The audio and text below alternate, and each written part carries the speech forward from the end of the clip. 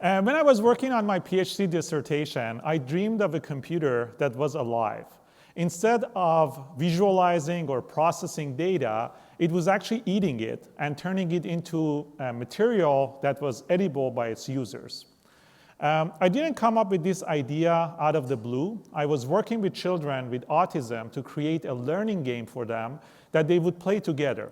But if anybody has designed anything for children, it's very difficult to satisfy them. They were becoming very bored with whatever I was creating. So I was frustrated. But I noticed that a lot of them were interested in caring for pets or other living beings. Instead of dismissing the dream, I created Rafiq, a system that combines a colony of living mushrooms, mushroom colony, with an embedded network irrigation system. The way that Rafiq works is that it monitors learning games, and when children use them, it waters itself. So it grows larger and faster. In turn, this motivates the children to use more games, creating a positive feedback loop. When I placed Rafiq in children's homes to evaluate it, I noticed that in addition to increasing application use or game use, it also leads to conversations between children and their parents and visitors to the home that span many creative and unexamined connections ideas. So lots of areas. So for example, they were talking about relationships, about life, about mushrooms, a lot of topics. And this type of transdisciplinary thinking is what I aim to explore in my research. So I was doing this in the context of the home, so in a private setting. So when I came to UMBC, I wanted to explore it in a public setting. So what it would look like if we support this type of thinking in a public setting. And I initiated a project called Infinite Transformation, where I was asking the question of how can we create a poem that instead of reading or reciting, people can drink. I started with a line of 16th century poetry, 14th century poetry by Hafiz of Shiraz, a Persian poet. I'm originally from Iran, I'm kind of obsessed with poetry, which is about love and transformation. I'll do a quick recitation. هرگز نمیرد آن که دلش زنده شد به عشق. ثبت است بر جریده عالم دوام ما. I took the poem, I then mapped it to Morse code, so zeros and ones, and then I mapped it to the 4 letters that make up DNA, CGTA. I added additional code to make this poetic DNA fragment viable. And then I used a synthetic biology process, similar to CRISPR, to insert it into the genome of living yeast cells. So I had poetic yeast cells. Once I had this yeast cells, I used it to brew wine. So this bottle of wine is infused with the poetry that I started with. This is also a complex object because creating and consuming alcohol is forbidden in Islamic tradition, where Sufi poetry is situated in. However, a lot of poets use wine as a metaphor for a dangerous but desired transformation. Now, I had a bit of a challenge because it's impossible or very difficult to see yeast cells with the naked eye. So how can I communicate the idea of this project to audience members? So I worked with my colleague, Dr. Tajid de Carvalho, to create microscopic images of the poetic yeast cells. And then I, in collaboration with Linda Dussman, Lee Booth, Alan Wonneberger, and Ryan Zuber, and the UMBC's Imaging Research Center, we created an installation that combined animation, video, audio, and music to create a meditative space where audience members could experience the project.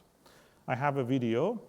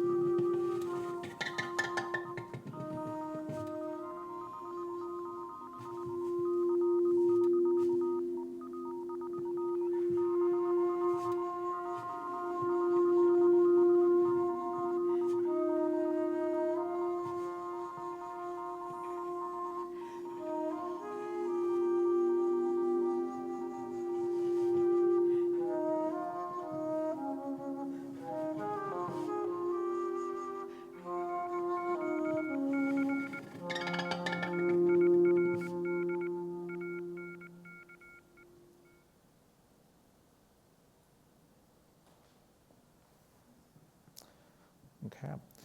When we exhibited this work at sites in Baltimore and beyond, we saw that it attracted, in a collaboration, including in a collaboration with Carol Hess from dance, we saw that it attracted people with a lot of different interests.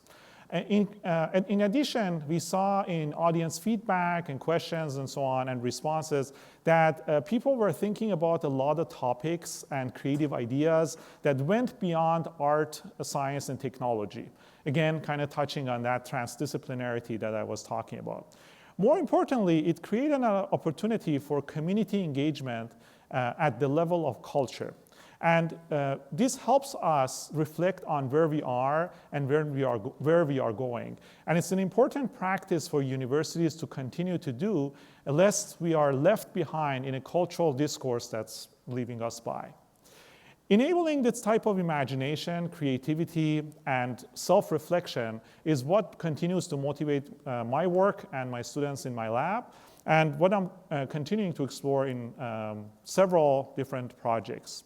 For example, in an NSF-funded project led by Dr. Justice Walker and in collaboration with Baltimore Underground Science Space and La Nube Children's Museum, we're exploring how to create participatory processes where children and youth can create their own projects with living organisms.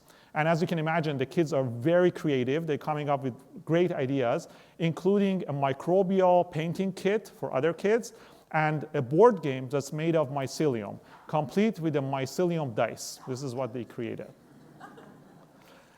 In another project with the Digital Harbor Foundation and multiple other collaborators, we're looking to see how to create maker spaces and maker activities that enable people with youth and young adults with disabilities, especially autism and other conditions, to create their own technology-rich projects and be creative.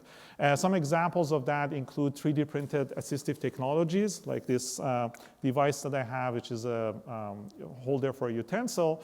And we're kind of looking to see what's the impact of that on the participating youth. What unites all of these projects is a quest for inclusive and participatory approaches that can make these type of projects possible for community members, for non-experts, and also foster creativity, imagination, and dare I say, collective dreaming. These are skills that are very important in this rapidly changing time of ours to address complex and multifaceted problems. Of course, none of this work would be at all possible without the hard work of my collaborators and the many hardworking students and talented students that are working in my lab. Okay, thank you very much.